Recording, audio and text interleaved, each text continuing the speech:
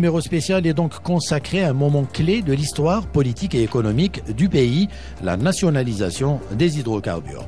Le 24 février 1971, l'Algérie décide de prendre en main son destin énergétique en recouvrant la souveraineté sur ses richesses pétrolières et gazières. Cet acte historique va renforcer l'indépendance économique du pays et façonner le secteur des hydrocarbures chez nous. Et pour en parler, nous avons le plaisir d'accueillir pour vous Madame Daouya Sihmed Aïtzaï, directrice études stratégiques à la direction Corporate, Stratégie, Planification et Économie. Madame Aïtzaï, bonsoir et merci d'avoir accepté notre invitation.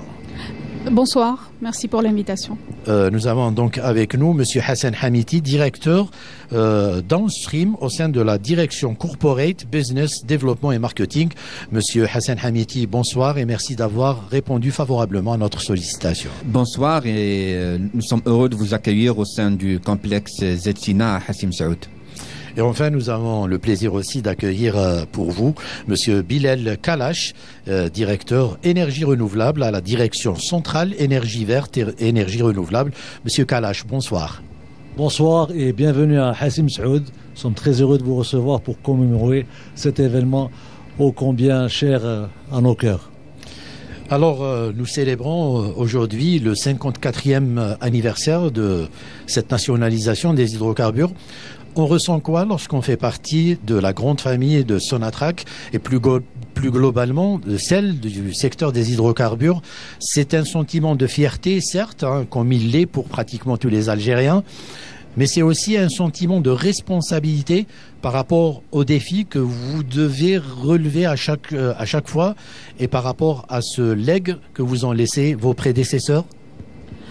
Oui, c'est un sentiment de fierté pour ma part d'appartenir à cette grande famille et de perpétuer l'œuvre des premiers bâtisseurs qui ont lancé cette compagnie pour être le fleuron de l'industrie pétrolière et gazière, pas seulement en Algérie mais aussi en Afrique et en Méditerranée. C'est sûr que c'est un sentiment de fierté et c'est un sentiment de responsabilité qui nous pousse chaque jour à donner le meilleur de nous-mêmes pour relever tous les défis liés à notre activité et aussi servir notre patrie à travers la grande famille de Sonatrach.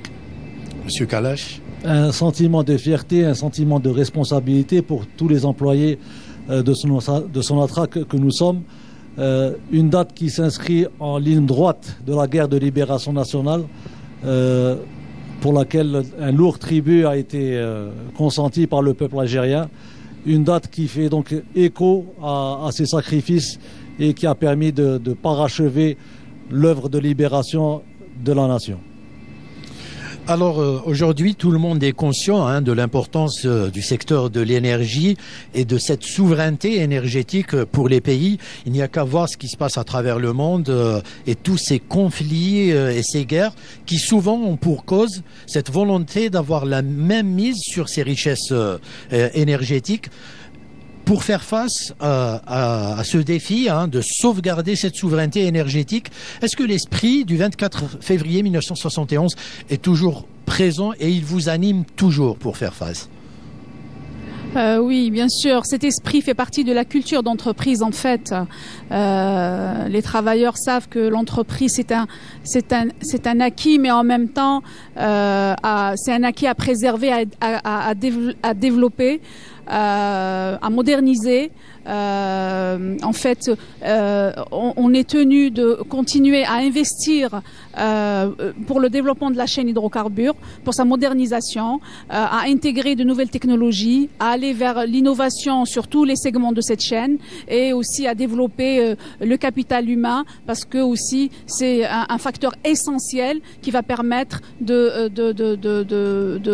pérenniser l'entreprise et l'esprit aussi.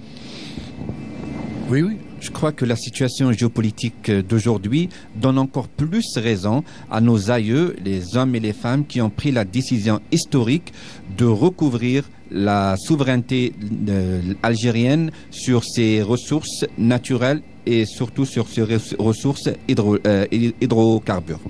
Alors, en célébrant cette date anniversaire, il est important pour nous de revenir sur le côté historique de cette décision. Je vous propose donc cette séquence où le président Feu Houari Boumedienne annonçait dans un discours très fort cette nationalisation des hydrocarbures. On regarde cette séquence et on revient juste après pour en débattre.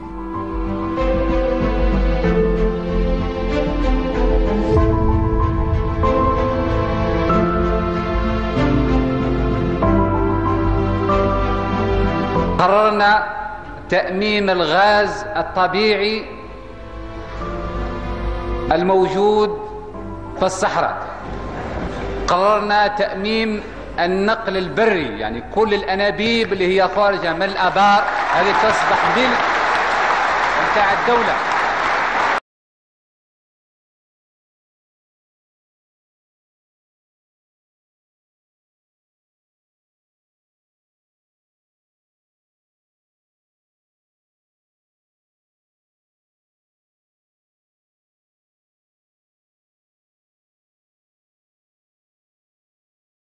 On sent toute cette détermination de la part des responsables de l'époque de justement recouvrer cette souveraineté sur nos richesses naturelles et nos richesses pétrolières et gazières.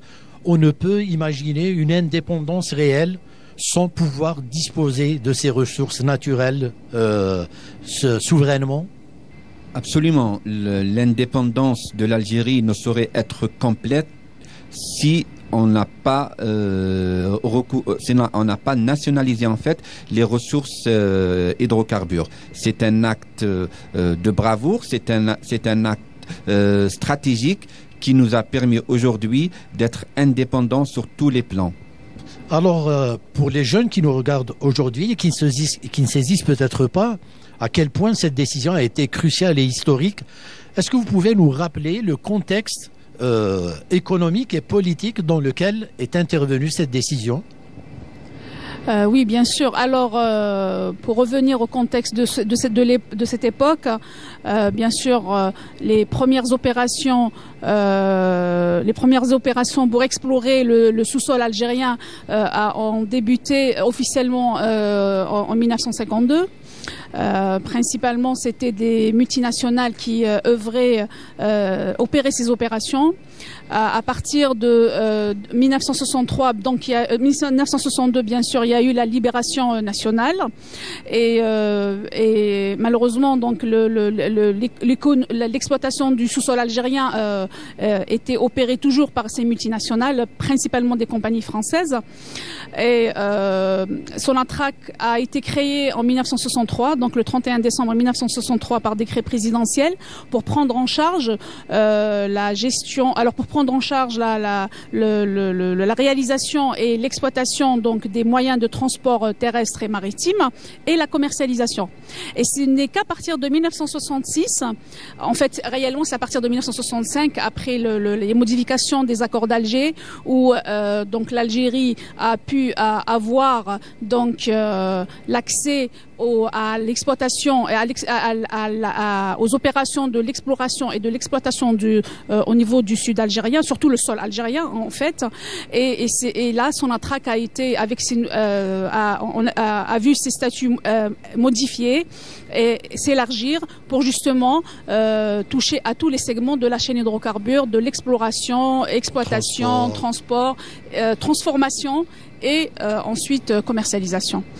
Alors c'est une décision mûrement réfléchie, puisque avant que cette décision intervienne, il y a eu de longues discussions avec ces compagnies françaises. Il faut dire que le pétrole et le gaz algérien profitaient plus à ces compagnies et il fallait mettre le holà à cette situation. Absolument. Avant 1971, les compagnies étrangères et surtout françaises qui opéraient sur les champs gaziers et pétroliers algériens avaient la main mise sur tous les revenus algériens. Ceci a handicapé la relance économique en Algérie et donc il était indispensable de reprendre ces richesses afin de pouvoir lancer tout le plan de l'industrialisation de l'Algérie qui a permis en fait de créer des milliers d'emplois et de créer de centaines de sociétés et de hisser notre économie vers le meilleur et faire profiter tout le peuple algérien en fait de ses ressources. Alors une fois cette décision prise et annoncée, quelles ont été les difficultés qu'ont rencontrées les cadres et les travailleurs de Sonatrach, Monsieur Kalash? Alors, les défis à relever étaient immenses sur plusieurs plans. Sur le plan technique, il n'y avait qu'une poignée de cadres, de techniciens, d'ouvriers spécialisés qui étaient donc en charge de maintenir toute l'activité pétrolière et gazière. Sur le plan financier, les ressources financières de l'Algérie étaient quasiment réduites à néant. Et sur le plan politique, l'Algérie a subi de grandes pressions puisqu'elle elle touchait aux intérêts de la puissance dominante. Donc c'était sur tous ces plans que l'Algérie a dû lutter pour pouvoir donc concrétiser et renforcer cette décision de nationalisation. Le défi était de maintenir la production et force est de constater que dans des délais très brefs, on a non seulement assuré cette production, mais on a même augmenté ces quantités de production. Absolument. Au lendemain de la nationalisation des hydrocarbures, le défi majeur auquel ont fait face nos aïeux, c'est de maintenir en exploitation et en opération les unités existantes. Cela a été fait grâce aux ingénieurs et aux cadres et aux travailleurs qui étaient sur place. Et plus que ça, la nationalisation a permis en fait d'accroître en fait les unités de production et d'accroître en fait et de monter en puissance en termes de formation de cadres, en termes de gestion des opérations liées à toute la chaîne de valeur des hydrocarbures. Donc c'était le défi majeur pour les gens qui étaient en place à Sonatrach. Madame Aïzaï, quel a été l'impact de cette nationalisation des hydrocarbures sur le plan économique et social de l'Algérie? Oui, un impact important avec la récupération des revenus pétroliers, principalement des revenus pétroliers et gaziers, en grande partie, on va dire, avec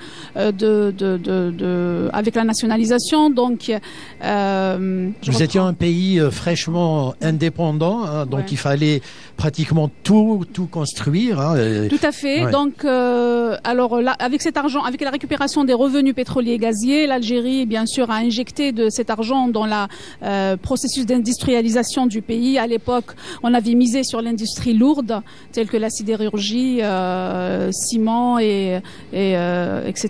Donc l'industrie a profité de ces revenus. Les programmes sociaux aussi ont été établis et mis en œuvre. Donc et aussi bien sûr l'éducation avec la construction donc des écoles, des établissements de formation, des universités. Justement pour former cette jeunesse qui voulait construire et contribuer à la construction de ce pays. Alors, lorsque nous parlons justement de ce secteur, hein, de Sonatrach, certains ne voient que les privilèges, hein, alors qu'on oublie souvent, et c'est peut-être le moment, lorsqu'on célèbre cette date anniversaire, de rappeler les sacrifices et de rappeler à quel point le travail sur les champs gaziers et pétroliers est un travail dur et souvent dangereux même. Hein. Absolument, nous opérons dans un contexte très dangereux en fait. Les unités de production, les champs d'exploration sont des unités et des champs où le danger est omniprésent. Nos travailleurs sur toute la chaîne de valeur sont exposés à des risques en fait, mais des risques maîtrisés et Sonatrach a mis tous les moyens pour les sécuriser. En fait, il y a beaucoup de sacrifices. Nos agents sont déployés sur tout le territoire national. Ils travaillent en H24, donc 7 sur 7, H24, pour subvenir aux besoins de la nation. Alors l'Algérie, hein, depuis la nationalisation jusqu'à aujourd'hui, a connu à maintes reprises la chute des prix des hydrocarbures, du pétrole notamment. Cette chute des prix du pétrole a eu forcément un impact sur Sonatrach et ses réalisations. Oui, tout à fait. Une chute des prix de l'énergie à l'international a automatiquement une répercussion directe sur l'économie algérienne, sur les revenus de l'économie algérienne, qui est basée principalement sur les revenus hydrocarbures. Donc voilà. Donc ce qui fait que avec la baisse de ces revenus, donc une récession économique touche le pays et automatiquement ça a un impact aussi sur les investissements du secteur hydrocarbures justement et qui se voit réduit et voilà, donc c'est une chaîne d'impact qui se... Est-ce qu'on a tiré les leçons de ces chocs pétroliers, de ces événements répétitifs qui impactent justement l'économie algérienne? Alors quand c'était choc pétrolier, donc automatiquement c'est la hausse des prix, donc oui. C'est bénéfique pour nous. Donc on peut c'est des situations qui nous permettent d'investir dans l'exploration production. Mais par contre, et le contre-choc, oui, le contre-choc, c'est pas bon, c'est quelque chose qui affecte l'économie nationale automatiquement. Et bien sûr, les leçons à tirer, c'est justement d'aller vers la diversification économique pour justement épargner que cette fragilisation de l'économie nationale et aussi créer cette résilience face aux fluctuations qui arrivent au niveau des marchés pétroliers à l'international. Alors, nous allons fermer cette page que nous avons voulu dédier à l'histoire justement de la nationalisation pour passer à un autre chapitre, celui justement des grandes réalisations de Sonatrach depuis 1971. Moi, j'ai envie de dire que la plus grande réalisation de Sonatrach est peut-être justement sa ressource humaine. Vous êtes d'accord avec moi, M. Kalash? Entièrement. Après avoir recouvert la souveraineté sur nos ressources, il fallait donc la développer et elle s'est développée sur toute la chaîne de valeur. Les réalisations ont touché toute la chaîne de valeur, l'exploration et la production, le transport, la transformation et la commercialisation. Et donc c'est à ce titre que la ressource humaine a été déterminante. Elle a été formée sur tous ces secteurs puisque Sonatrach agit dans la majeure partie de ses activités en effort propre, en association récemment, mais la majeure partie de notre production est obtenue en effort propre et c'est pour cela que Sonatrach a toujours dit que sa principale ressource était la ressource humaine. C'est celle qui a relevé le défi de la nationalisation, c'est celle qui a relevé le défi du développement du secteur économique, du secteur pétrolier et gazier, qui est donc un moteur de l'économie algérienne et qui est au service de la nation. Sonatrach a d'ailleurs accordé depuis sa création beaucoup d'importance à cet aspect, celui de la formation. Monsieur Hamiti? Absolument. L'exemple frappant, c'est de dire qu'aujourd'hui, toutes les unités de Sonatrach, toutes les usines de Sonatrach, sur toute la chaîne de valeur des hydrocarbures, sont gérées exceptionnellement par des cadres algériens formés ici en Algérie. C'est des cadres qui ont relevé le défi et nous sommes fiers qu'aujourd'hui toute la chaîne de valeur est gérée exclusivement par des Algériens. Ceci montre tout l'effort qu'a consenti Sonatrach pour la formation de ces cadres et aussi qu'a consenti l'Algérie tout entière en formant des ingénieurs dans des universités, des ingénieurs et des techniciens qui viennent aider en fait la Sonatrach pour mieux gérer ses installations. Je dirais mieux encore, Madame Aïdzaï, l'Algérie a même ouvert la porte de ses instituts, de ses universités, de ses écoles justement, même à des étudiants étrangers, notamment africains. Oui, tout à fait. Beaucoup de conventions ont été signées par l'Institut algérien de pétrole, justement, avec des pays africains pour former les effectifs des sociétés pétrolières en africains. On a vu justement plusieurs groupes formés au niveau ici en Algérie pour justement bénéficier de l'expérience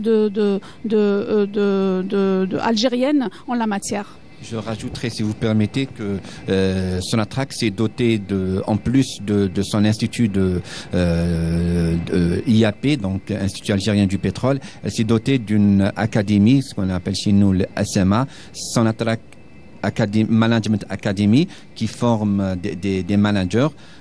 Pour la formation et pour la formation sur l'international, oui, Sonatrach forme des groupes qui viennent des pays voisins, des pays africains, et aussi des pays de l'Amérique latine aussi. On a formé pour les pays Amérique latine. Donc l'Institut algérien du pétrole a une réputation internationale en matière de formation d'ingénieurs et de cadres qui sont à même de prendre leurs activités dans les différents secteurs de l'énergie. Alors nous arrivons donc à ces grandes réalisations, Monsieur Kalash, et Dieu seul sait que des réalisations, il y en a eu. Donc si nous voulions parler de toutes ces réalisations, il nous faudra toute une série d'émissions. Donc nous allons parler des principales grandes réalisations et nous allons procéder par chapitre, si vous le voulez, à commencer par celui de l'exploration et de la découverte. Qu'est-ce que vous pouvez nous dire par rapport aux grandes réalisations dans ce domaine, Monsieur Kalash? Un effort important a été donc consacré à l'exploration et à la production qui constitue l'amont de la chaîne. Et donc le champ de Hassi Messaoud sur lequel nous nous situons a été encore plus développé. Le champ de Hassi Rmel, de grandes découvertes, celle de Berkine, dans des découvertes plus au sud à Enamenas, Rourdennous. Donc toutes ces découvertes ont renforcé la position de l'Algérie et ont permis donc avec la mobilisation de tous de faire de Sonatrach un grand groupe pétrolier. Un grand groupe pétrolier qui est actuellement le 12e groupe pétrolier gazier au monde. Nous sommes le 3e fournisseur de gaz de l'Europe, 8e producteur de gaz au monde. Donc c'est tout cet effort qui nous a permis de nous hisser à cette position et nous entendons bien défendre notre place sur les marchés internationaux et satisfaire les besoins du marché national. Vous vouliez rajouter quelque chose, M. Hamiti? Oui, en fait, toutes ces découvertes, toutes ces réalisations dans l'amont pétrolier donnent à Sonatrach ce privilège d'être un fournisseur fiable, un fournisseur clé de l'énergie sur l'Europe beaucoup plus, mais sur tous les continents en fait. Et au chapitre transport, qu'est-ce qui a été fait, Madame Aïdzaï? C'est un domaine dont on ne parle pas souvent et pourtant c'est un domaine très important. Très important, tout à fait. Je vous l'accorde. Avant de répondre à cette question, je voudrais juste ajouter rajouter quelque chose par rapport à ce que mes collègues ont dit. Effectivement, un des grands projets aussi, c'est le plan de développement de Hassi Rmel qui a permis justement d'augmenter la production de ce gisement géant, un gisement géant connu dans le monde, donc, et de passer à une capacité de production de 100 milliards de mètres cubes par an. Ça a été, ce plan a été lancé en 1975, donc il y a eu l'extension à l'époque du module 0, l'unité de traitement de gaz à l'époque, et la construction de 4 autres modules de traitement qui s'est fait graduellement jusqu'aux années 80 et qui a permis à Hassi Rmel justement de conduire principalement la production de gaz national. Et aussi, parmi les projets qui ont été réalisés, la construction du CNDG, c'est le Centre national de dispatching de gaz, qui est en fait le centre névralgique de collecte de gaz. Donc toutes les canalisations qui ont été faites au sud du pays, qui permettaient de ramener le gaz qui se trouvait au niveau des champs du sud, arriver à Hassermel, et ensuite partant de là, donc il y a tout un comptage qui est fait au niveau de Hassermel et une redistribution qui se fait sur le réseau nord de l'activité transport par canalisation pour acheminer le gaz vers les différents points de consommation ou de transformation, que ce soit en Algérie ou à l'international. Et donc, on comprend par là que le réseau de transport des hydrocarbures a été largement développé par Sonatrach, que ce soit pour le gaz et aussi pour les autres produits, pétrole brut, condensat et GPL. Donc aujourd'hui, nous avons un réseau d'une longueur de plus de 23 000 km qui s'étend du sud vers le nord, avec aussi la réalisation des gazoducs qui acheminent aussi le gaz vers l'Europe via l'Espagne et l'Italie. Donc c'est de grands ouvrages aussi que Sonatrach a construit et continue de maintenir. Absolument. Donc les grandes réalisations dans le domaine du transport du gaz étaient les gazoducs qui relient les deux rives méditerranéennes, qui nous permettent aujourd'hui de fournir notre gaz à l'Europe en fait. Alors, au chapitre transformation, on entend par transformation le raffinage, la pétrochimie et le GNL. On va peut-être commencer par le raffinage. Quelles sont les grandes réalisations de Sonatrach dans le domaine du raffinage? En matière de raffinage, l'Algérie donc a développé sa raffinerie historique, celle d'Alger, et a développé la raffinerie de Skikda, qui est la plus grande d'Afrique, plus de 15 millions de tonnes, maintenant 17 millions de tonnes par an traitées, celle d'Arzeu, celle de Hassim Saoud. Donc nous disposons actuellement d'un outil de raffinage qui permet de couvrir les besoins en carburant de l'Algérie, et donc qui a suivi toutes les évolutions de la consommation en carburant.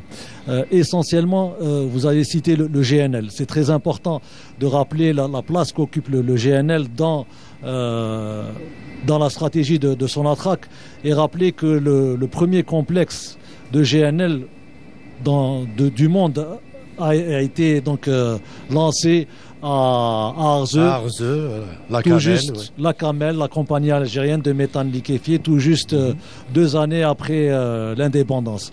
C'est vous dire que le GNL est important, puisqu'il apporte une flexibilité, c'est un outil de flexibilité dans la commercialisation du gaz, qui ne repose pas uniquement sur le pipeline, mais aussi sur le GNL, donc qui permet d'atteindre des destinations beaucoup plus lointaines que nos marchés traditionnels qu'est l'Europe. Donc les réalisations dans le GNL sont essentielles. La Camel, et ça a été suivi par tout de nombreux complexes, GL1Z, GL2Z, GL1K, et qui ont été ensuite renforcés par des méga complexes, GL2K et GL3Z, qui sont des complexes de dernière technologie, et qui font de l'Algérie un acteur majeur sur le marché du GNL, qui prend encore de plus en plus d'importance, et nous l'avons vu avec la crise ukrainienne, où le GNL donc a montré qu'il était incontournable. Très bien. Juste par rapport au raffinage, oui. Il était surtout question de mettre un terme aux importations. Aujourd'hui, on pense même à exporter. Absolument. À juste titre, en fait, Sonatrach a procédé à la réhabilitation de son outil de raffinage, ce qui a permis aujourd'hui à Sonatrach de subvenir aux besoins de la nation en termes de carburant, en termes de qualité et en termes de quantité. Aujourd'hui, l'Algérie n'importe plus de carburant. Nos carburants répondent aux normes internationales, donc l'effort a été consenti pour arrêter toutes les importations et donc avoir une autonomie absolue sur ces matières-là. Plus encore pour le GNL, c'est vrai qu'en 1964, il y avait la réalisation de la première usine au moment de la liquéfaction du gaz naturel, qui est suivie par une réalisation de plusieurs usines. Aujourd'hui, la liquéfaction du gaz naturel nous permet d'atteindre des marchés lointains qui ne sont pas facilement atteignables par les gazoducs. Donc ça donne encore une flexibilité pour Sonatrach et pour l'Algérie de fournir l'énergie à ses clients. Alors, vous voulez rajouter quelque chose par rapport au raffinage et au GNL? Moi, je voudrais il ne faudrait pas qu'on oublie aussi la pétrochimie. Hein. On ne va pas oublier la pétrochimie, justement. Moi, je voulais dire que tous ces projets qui ont été faits, qui ont été menés par Sonatrach, c'est des projets qui résultent en fait de l'intégration verticale de l'entreprise. Ça veut dire c'est la spécialisation de Sonatrach dans la transformation pour justement valoriser au mieux les produits, répondre à la demande marché national par produit et aussi récupérer des revenus beaucoup plus intéressants que de vendre le pétrole et le gaz en l'état. Pour la pétrochimie, en fait, Sonatrach lance des projets, est en train de lancer des projets ambitieux sur la chaîne de la pétrochimie. On peut citer les deux projets pour la production du polypropylène, que ce soit au niveau d'Arzeu ou en partenariat avec nos partenaires turcs. Nous sommes en train de lancer aussi un projet sur la production du lab, qui est un produit utilisé pour la fabrication entre autres des détergents. Donc toutes ces réalisations vont permettre à l'Algérie de réduire drastiquement l'importation de ces produits et donc de donner une valeur ajoutée à notre ressource hydrocarbures.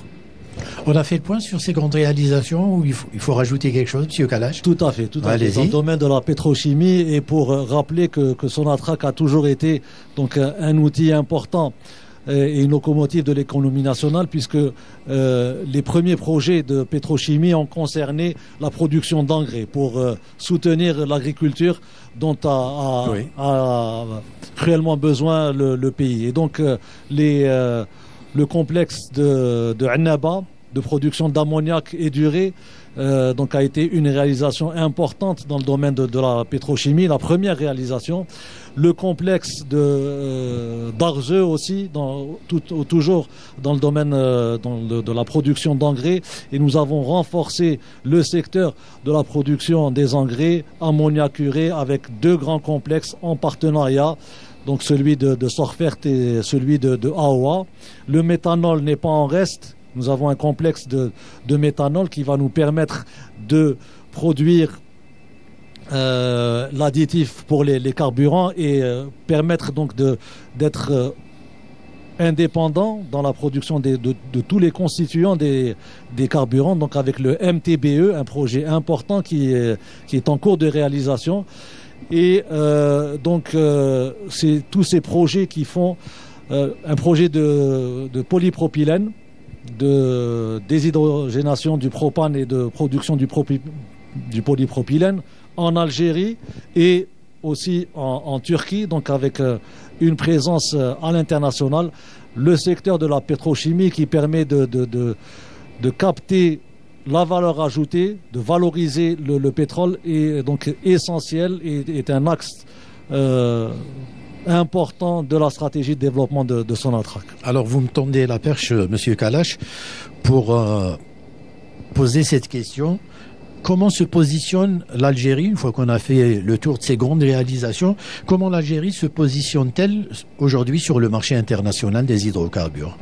Oui, alors là, elle se positionne comme un fournisseur d'énergie d'abord.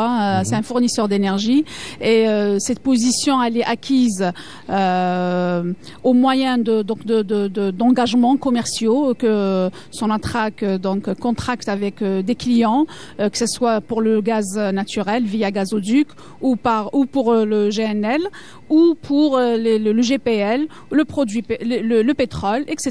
Donc sur tous les produits, donc Sonatrach contracte des engagements commerciaux qu'elle honore et elle a l'engagement aussi elle a l'obligation aussi de les honorer aussi et ce qui fait que nous sommes assez bien positionnés sur les marchés gaziers et aussi sur les marchés du pétrole et aussi le marché du GPL. Notamment, on est leader en Méditerranée.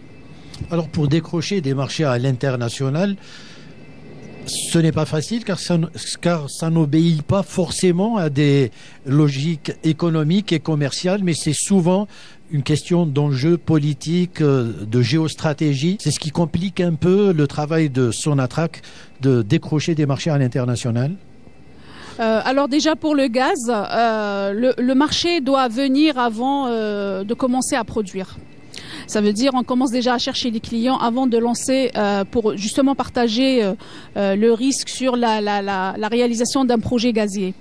Et donc pour la simple raison que quand on envoie le gaz par gazoduc, donc il n'y a pas moyen aujourd'hui de stocker, ou il faudrait des capacités très très importantes de stockage. Mais aujourd'hui en Algérie, et pas qu'en Algérie, à travers le monde, quand il s'agit de vendre du gaz sur les gazoducs, donc les clients doivent déjà être au bout de la chaîne pour réceptionner ce gaz. Alors, pour ce qui est des liquides, notamment aussi les GNL aussi, on peut aussi contracter il y a aussi de formules bien sûr pour les GNL, formule contrat à long terme et formule spot, vente spot. Ça veut dire vous allez vendre comme ça vos cargaisons et sur un marché libre, donc qui répond à l'offre et à la demande, et on le fait. Pour le pétrole, c'est aussi des contrats qui sont pas de longue durée aussi, donc qui permet justement, ces contrats sont renouvelés donc périodiquement. Généralement avec les mêmes clients maintenant, sauf s'il y a un événement majeur qui intervient sur le marché, comme par exemple l'arrivée des gaz de schiste américains ou du pétrole de schiste américain sur les marchés. Concernant le GPL, l'approche est différente. On préfère aussi aller vers comme ça des projets, s'associer dans des projets pour justement assurer des débouchés, notamment comme c'est le cas pour le propane. On l'a fait en Espagne avec le projet Tarragone. Et aussi, on est en train de le faire avec les Turcs. On va le faire avec les Turcs justement pour alimenter la future usine de polypropylène qui va transformer le propane en polypropylène. Donc ça garantit quand même un débouché pour le GPL algérien. Oui, monsieur Hamiti. Oui, je rajouterais que Sonatrach a cette réputation d'être un fournisseur fiable. L'Algérie, un pays respecté et crédible. Ces atouts nous donnent un privilège pour l'accès au marché international. Il ne faut pas oublier que Sonatrach est le fournisseur historique de l'Europe. Nous opérons depuis 60 ans, donc les marchés mondiaux nous connaissent. Sonatrach a toujours honoré ses engagements, a toujours honoré ses contrats, ce qui fait de Sonatrach un fournisseur très demandé en fait. Sonatrach, comme on l'a dit, est très présente à l'international. Quels sont les pays qui intéressent le plus Sonatrach? Peut-être les pays africains. L'Algérie a beaucoup œuvré et œuvre toujours pour cette intégration africaine. Donc Sonatrach a justement cette démarche-là d'aller vers les pays africains pour réaliser cette intégration africaine, Monsieur Kalash. Entièrement dans une logique d'intégration régionale. Sonatrach a toujours porté une attention particulière pour les pays voisins, et donc c'est à ce titre que nous avons lancé une activité en Libye que nous avons reprise, donc qui a été suspendue à cause de la conjoncture. Tout à fait. Nous avons des opérations au Niger. Au Mali, là encore, elles ont été suspendues à cause de la conjoncture, mais nous avons toujours ce souci d'accompagner la région pour un développement équilibré qui puisse donc bénéficier à œuvrer au à la paix de la région. Alors il y a également ce méga projet, hein, celui du gazoduc transsaharien qui part du Nigeria via le Niger, l'Algérie, et qui part jusqu'en Europe. Un mot peut-être sur ce méga projet, Monsieur Hamiti.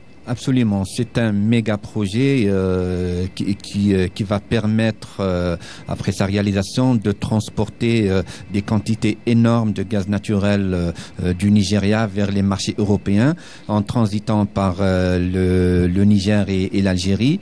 L'Algérie et le Niger et le Nigeria viennent de signer un contrat pour la mise à jour des études qui vont permettre enfin la réalisation de ce méga projet. Ce méga projet va permettre de transporter, comme je l'ai dit, des quantités allant de 20 à 30 milliards de standards mètres cubes du gaz naturel vers des marchés européens, ce qui va donner à l'Algérie toute cette dimension d'être encore un fournisseur plus fiable pour les marchés qui sont de l'autre côté de la Méditerranée. Je crois qu'on a terminé avec les grandes réalisations, avec ce qui a été fait à l'international. Je voudrais, pour terminer, aborder un autre thème, celui des énergies renouvelables et de la transition énergétique. C'est un nouveau défi auquel va faire face Sonatrach. Elle est prête pour ce nouveau défi ? Entièrement. Donc après avoir rappelé notre glorieux passé, après avoir rappelé donc celui de la nationalisation, après avoir rappelé les grandes réalisations dans le secteur du pétrole et du gaz, nous devons nécessairement parler de l'avenir et du futur énergétique. Pour boucler la boucle, Monsieur Kalash. Entièrement. Ouais. Et donc les énergies renouvelables se développent de manière très importante à travers le monde. C'est donc une opportunité importante pour l'Algérie de se diriger vers les énergies renouvelables qui vont nous permettre de faire des économies substantielles de gaz qui pourront être valorisées sur le marché national et international. Donc les énergies renouvelables sont une opportunité très intéressante dans laquelle Sonatrach s'inscrit. Alors, Monsieur Hamiti, ou peut-être Madame Aïdzaï, très simplement, hein, lorsqu'on parle d'énergie renouvelable pour le téléspectateur, ça englobe quoi, les énergies renouvelables? C'est le solaire, l'éolien Oui, le solaire, ça englobe le solaire, l'énergie solaire, l'énergie éolienne, ça englobe la géothermie, ça englobe la biomasse, ça englobe aussi l'hydraulique et aussi l'hydrogène vert, hein, on s'achemine aussi à l'hydrogène vert, l'hydrogène bleu. Donc c'est toutes les énergies qui ont des émissions qui n'en soient pas d'émissions de CO2, n'émettent pas d'émissions de CO2 vers l'atmosphère ou très très peu d'émissions vers l'atmosphère. En fait, pour faire simple, les énergies renouvelables, c'est des énergies qui sont issues des sources qui sont renouvelables, en fait.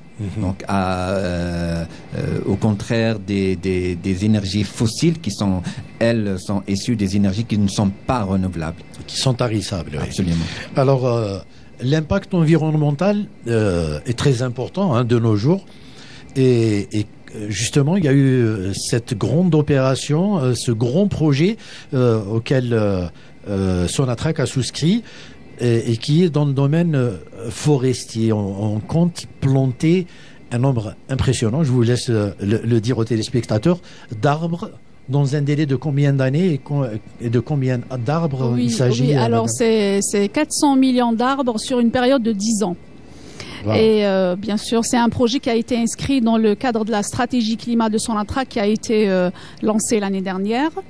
Et parmi justement ces axes, il y a justement donc la stratégie vise à assurer l'équilibre entre les émissions de CO2 que nous générons à travers l'activité hydrocarbures, avec donc des puits absorbateurs de CO2 dont fait partie là justement la forestation, donc le boisement, le reboisement, et donc Sonatrach a proposé cet axe à développer justement pour les 10 prochaines années pour justement essayer de préserver et réduire son empreinte carbone. C'est un projet dicté par le sens de la responsabilité de la part des dirigeants de Sonatrach? Absolument. C'est un projet dicté par la responsabilité sociétale de Sonatrach, et de un. De deux, c'est un projet qui vise à la compensation entre le CO2 qui est émis fatalement par nos procédés de fabrication. Donc, le projet forestier va en fait réduire l'empreinte carbone. Il va œuvrer pour honorer les engagements de l'Algérie vis-à-vis des institutions internationales en termes de la réduction de l'empreinte carbone. Alors, dans le domaine des énergies renouvelables, plusieurs protocoles d'entente ont été signés ces dernières années. Quels sont ces protocoles d'entente et avec qui ont-ils été signés, Monsieur Kalash? Tout à fait, des protocoles d'entente importants qui visent à exporter l'hydrogène vert vers les pays européens. Donc, nous parlons du projet South H2 Corridor, qui vise à produire et exporter par pipeline l'hydrogène vert, qui est un vecteur énergétique produit à partir des énergies renouvelables. Et l'Algérie donc est très bien placée, à tous les atouts pour être un acteur incontournable sur la scène énergétique dans le domaine de l'hydrogène, puisque rappelons que l'hydrogène vert est produit à partir des énergies renouvelables. Et l'électrolyse de l'eau alimentée par l'électricité verte. Et donc le potentiel de l'Algérie en matière de production d'hydrogène vert est immense. C'est un corridor, pardon Monsieur Kalash, qui concernera l'Algérie, la Tunisie et ira en touchant l'Italie, l'Allemagne et l'Autriche. C'est bien ça? Entièrement. Oui. Donc un protocole d'accord a été conclu avec de grandes compagnies de ces pays. Donc l'Italie, une entreprise italienne, une entreprise autrichienne et une entreprise allemande. Qui sera parmi les marchés visés par ce corridor. Nous avons aussi un autre protocole, nous pouvons citer un autre protocole d'accord cité avec une entreprise espagnole, Cepsa, qui a exprimé son grand intérêt pour être fourni en hydrogène vert. Le sidérurgiste Tosyali, entreprise turque, qui cherche aussi à s'approvisionner en hydrogène vert pour pouvoir se conformer aux nouvelles normes environnementales qui vont être instituées aux frontières de l'Europe. Et donc c'est tous ces protocoles d'accord qui sont importants et qui jettent les bases d'un développement de l'hydrogène vert qui est très ambitieux. Les capacités seront très importantes et ce sont autant d'opportunités de développement économique pour le pays. Alors en parlant justement de l'hydrogène vert, il y a cette feuille de route nationale concernant l'hydrogène vert, c'est dire toute l'importance qu'accorde le pays. Tout à fait. Cette feuille de route a été donc établie en 2023. Elle donne d'abord l'objectif à atteindre d'ici l'horizon 2040-2050, à savoir une capacité de production d'hydrogène vert de 30 jusqu'à 40 TWh. C'est les TWh. C'est bien cela. Il s'agit de produire l'objectif très ambitieux de la stratégie nationale qu'a adopté le gouvernement, c'est de produire 40 TWh, ce qui est l'équivalent d'environ 1,2 million de tonnes d'hydrogène vert par an à l'horizon 2035-2040. En plus de 10 TWh pour l'hydrogène bleu, à partir du gaz naturel. Alors, oui, allez-y. Oui, et bien sûr, cette feuille de route se décline en 3 phases. Donc, vous avez une première phase qui va consister en période de lancement et de formation des compétences, de l'expertise dans le domaine de l'hydrogène vert. Donc, former les gens sur l'hydrogène vert et éventuellement l'hydrogène bleu. Une deuxième phase qui va permettre d'aller vers des projets pilotes. Donc, lancement de projets pilotes dans ce domaine. Et la troisième phase, c'est l'échelle, c'est la mise à l'échelle industrielle de ces projets pour justement atteindre l'objectif de 1,2 million de tonnes d'hydrogène par an à l'horizon 2040. Alors pour aller très vite, car on arrive bientôt à la fin de l'émission, il y a beaucoup de pays qui se mettent maintenant à produire de l'hydrogène vert. Donc il risque d'y avoir de la concurrence dans ce domaine. Quels sont les atouts qui font que l'Algérie a plus peut-être de chances de se placer sur le marché justement de l'hydrogène vert à l'international?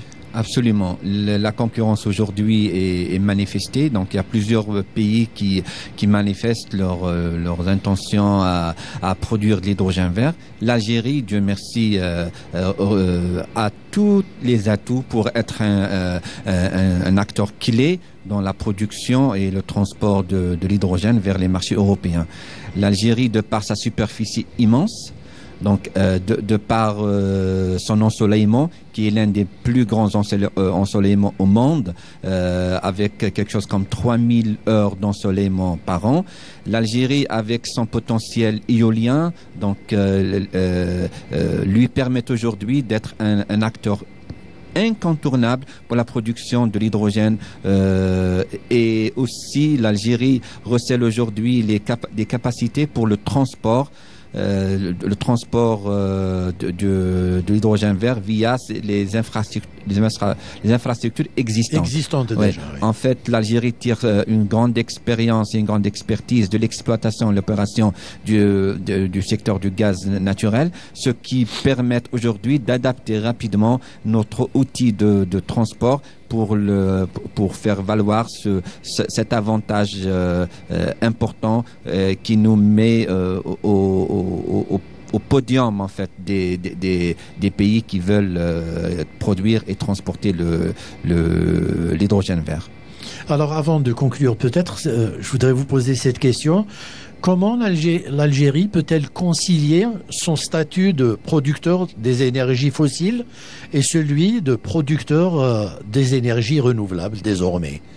En fait, les énergies renouvelables et les dérivés, donc l'hydrogène vert et les énergies fossiles ne sont pas considérées comme étant en concurrence. Bien au contraire. Elles se complètent. Elles sont complémentaires. Ouais. Et le développement des énergies renouvelables et de l'hydrogène vert va nous permettre de faire des économies de gaz et de pétrole qui vont pouvoir être valorisées puisque leur demande est en constante croissance à travers le monde. Donc c'est ce modèle que nous développons, une complémentarité entre les énergies renouvelables et les énergies fossiles. Donc nous veillons à être présents sur les marchés, sur et diversifier notre offre énergétique sur toutes les sources d'énergie.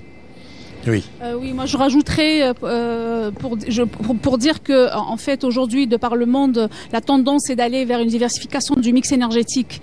Et le mix énergétique, ça veut dire c'est pas que uniquement les énergies fossiles, charbon, pétrole et gaz, mais c'est aussi du nucléaire, c'est aussi des énergies renouvelables, de l'hydrogène vert, et donc l'Algérie, pour sa sécurité énergétique à long terme, devrait justement diversifier son mix énergétique et aussi son mix électrique. Alors justement, pour conclure, l'avenir énergétique de l'Algérie, vous le voyez comment? Monsieur Kalash, on commence par vous. Nous le voyons de manière très confiante. L'Algérie a tous les atouts pour non seulement garantir sa sécurité énergétique. Avec les énergies fossiles, nous veillons à développer et à renouveler nos réserves. Donc aussi à diversifier des sources à partir des énergies renouvelables pour assurer les besoins du marché national et accompagner l'économie nationale, mais aussi à l'export avec ces projets très ambitieux que nous avons cités, le projet H2 South Corridor, pour être un acteur majeur et incontournable dans le domaine de l'hydrogène vert. Nous avons tous les atouts et donc l'avenir, nous le projetons de manière très positive et de manière très confiante. Monsieur Amiti? Absolument. Donc l'Algérie aujourd'hui a tous les atouts pour en premier lieu assurer son avenir énergétique via un mix énergétique et pour continuer à jouer le rôle qui est le sien sur la scène internationale en termes de fournisseur d'énergie, donc que ce soit énergie fossile ou énergie renouvelable. Nous voyons l'avenir prometteur. Nous travaillons pour que ça soit vraiment prometteur. Nous faisons tout ce qui est dans notre pouvoir pour atteindre l'objectif de sécuriser en premier lieu les besoins en énergie pour la nation et rester toujours sur la scène internationale en termes d'exportation des énergies. La même note d'optimisme, Madame Oui. L'avenir énergétique en Algérie, moi je le vois avec beaucoup de challenges, beaucoup de défis à relever. Et nous avons tous les atouts pour le faire. Miser sur tout ce qui est sur la modernisation donc de ce que nous avons aujourd'hui, sur les infrastructures, intégrer les nouvelles technologies, former les jeunes. Et bien sûr la perpétuer, comme on a commencé au début de l'émission, l'esprit de la nationalisation du secteur des hydrocarbures pour justement entamer la transition énergétique dans la sérénité pour un avenir radieux pour le pays et pour assurer la sécurité énergétique sur le long terme. Merci. Ce que nous avons dit, c'est apparemment l'affaire des énergies est un défi perpétuel. Donc bon courage à vous. Je vous remercie beaucoup d'avoir été nos invités ce soir. Je rappelle que nous avions avec nous Madame Daouya Sihmed Aïdzaï. Vous êtes directrice études stratégiques à la direction Corporate, stratégie, planification et économie. Nous avions également avec nous Monsieur Hassan Hamiti, directeur Downstream au sein de la direction Corporate Business, Développement et Marketing.